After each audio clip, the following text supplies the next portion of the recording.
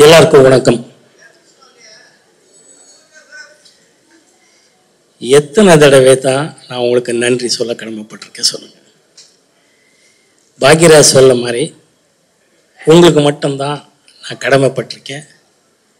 நீங்கள் இல்லாமல் நான் இல்லைன்னு எப்போவுமே சொல்லிட்டு இருப்பேன். அதான் உண்மையான விஷயம். நான் படத்தில் நடித்தாலும் நடிக்கலைன்னாலும் என்னோட படங்களை கொண்டாடிட்டு எனக்கு ஒரு தைரியத்தை கொடுத்துட்டுருக்கிற என்னோட ரசிகர்களுக்கு எப்பவுமே நன்றி நன்றி நன்றி. தேங்க்யூ. ஊடக நண்பர்களுக்கும் பத்திரிகை நண்பர்களுக்கும் வானொலி நண்பர்களுக்கும் வணக்கத்தை சொல்ல கடமைப்பட்டிருக்கேன். இந்த ஹரா படம் ஏன் படத்தில் நான் நடிக்கலைன்பாங்க. பட் என்னோட பழகுனவருக்கு அத்தனை பேருக்கும் தெரியும், பிடிச்சிருந்தால் மட்டும்தான் நடிப்பேங்கிறது. இந்த திரைக்கதையை விஜய் ஸ்ரீ அவர்கள் நல்லா அமைச்சு 7வது டிராஃப்டில் இது ஓகே பண்ணி இந்த கதையை ஆரம்பித்தோம்.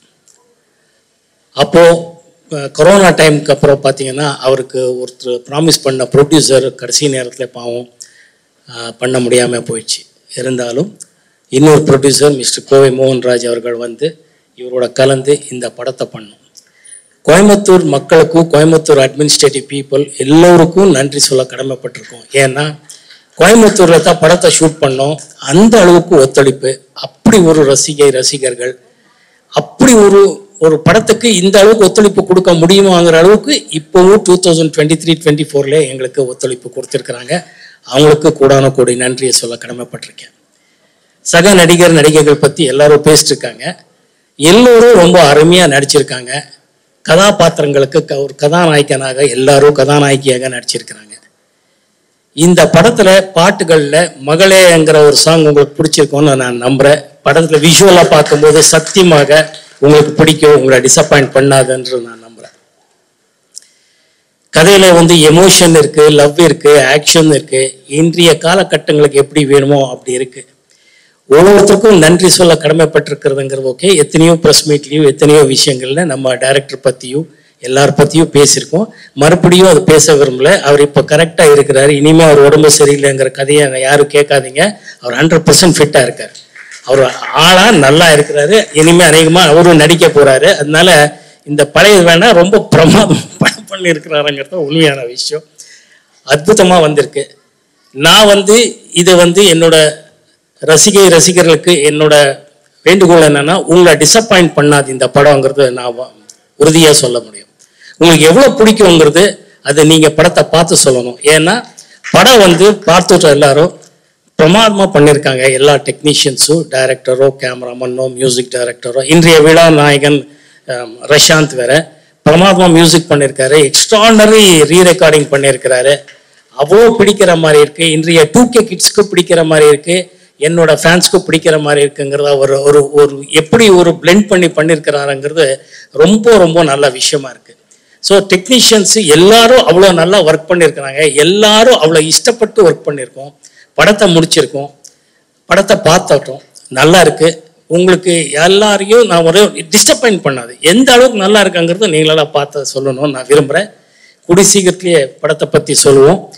இந்த சினிமா காலகட்டத்திலேயே மார்க்கெட் இருக்குது, மார்க்கெட் இல்லை, வியாபாரம் இல்லை, அது இதுன்னு சொல்கிறது எவ்வளோ உண்மையும், அதே நேரத்தில் நியாயமாக நேர்மையாக படத்தை பண்ணால் படத்துக்கு வெற்றி உண்டு, படத்துக்கு வியாபாரம் உண்டுங்கிறத இந்த ஹரா டீம் நிரூபிச்சிருக்குங்கிறத உங்களுக்கு இன்னைக்கு நான் சொல்ல கடமைப்பட்டிருக்கேன்.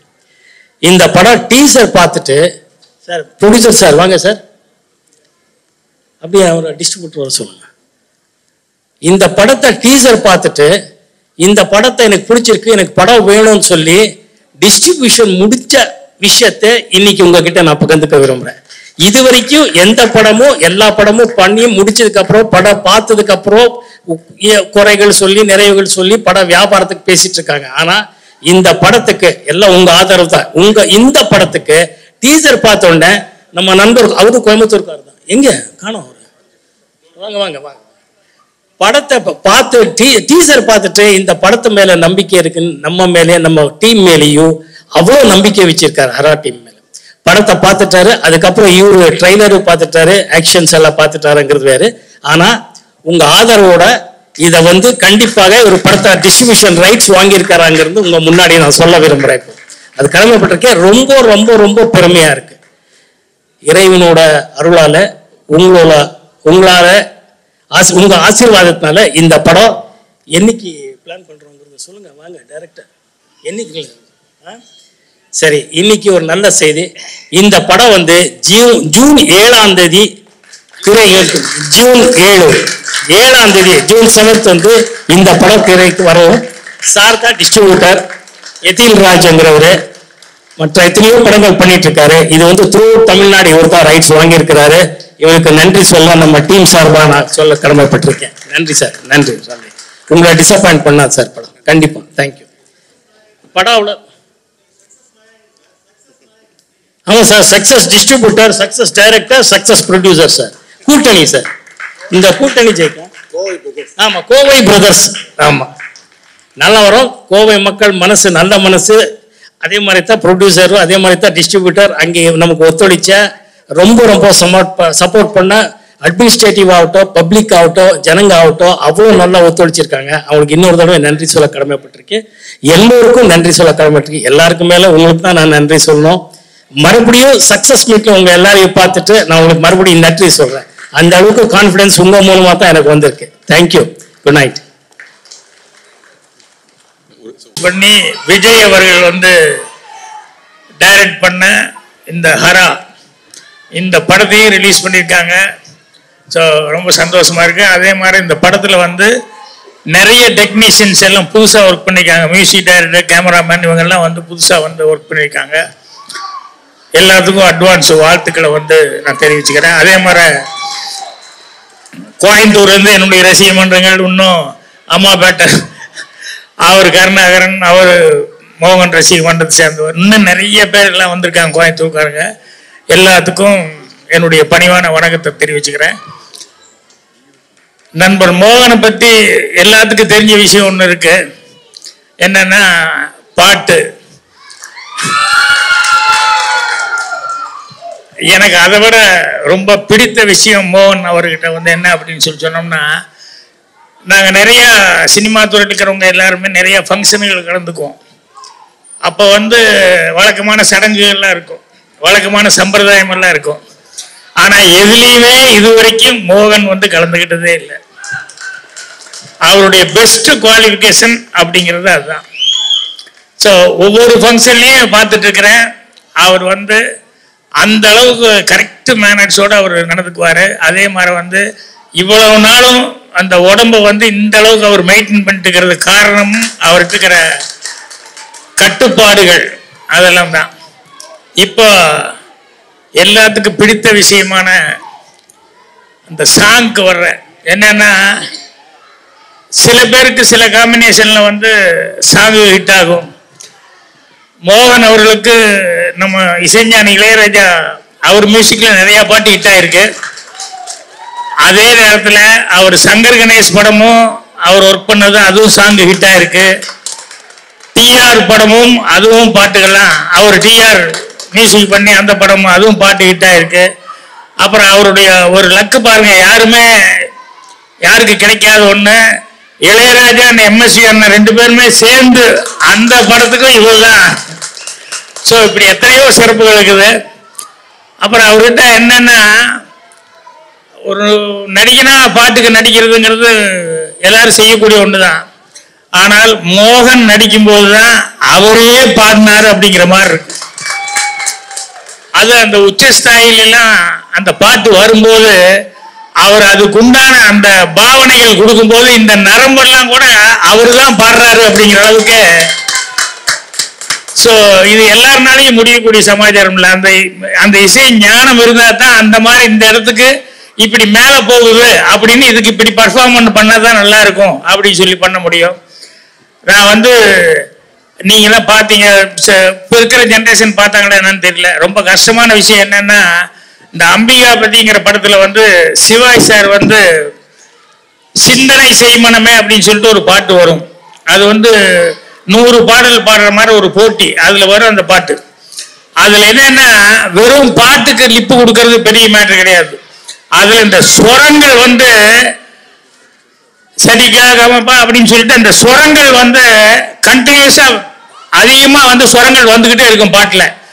சிவாஜி சார் மிஸ் பண்ணாம வந்து எல்லா சுரத்துக்கும் பிரம்மாமா வாசிப்பார்.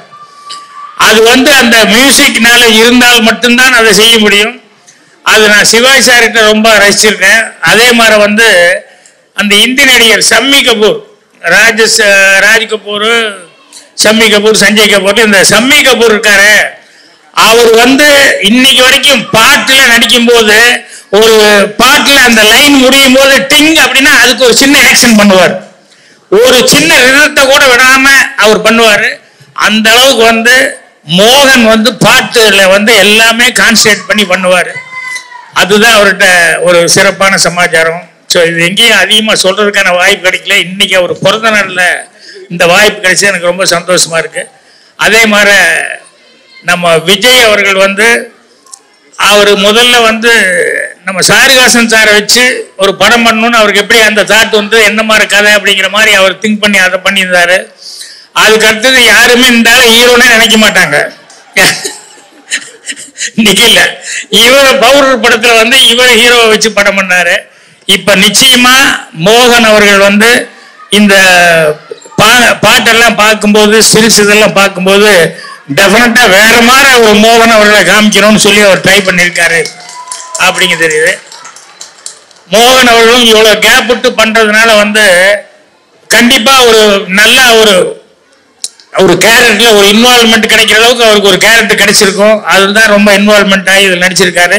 பாட்டை பத்தி, மியூசிக் டைரக்டர் பத்தி எல்லாம் ரொம்ப சிறப்பா அவர் சொல்லிக்கிட்டு இருந்தாரு.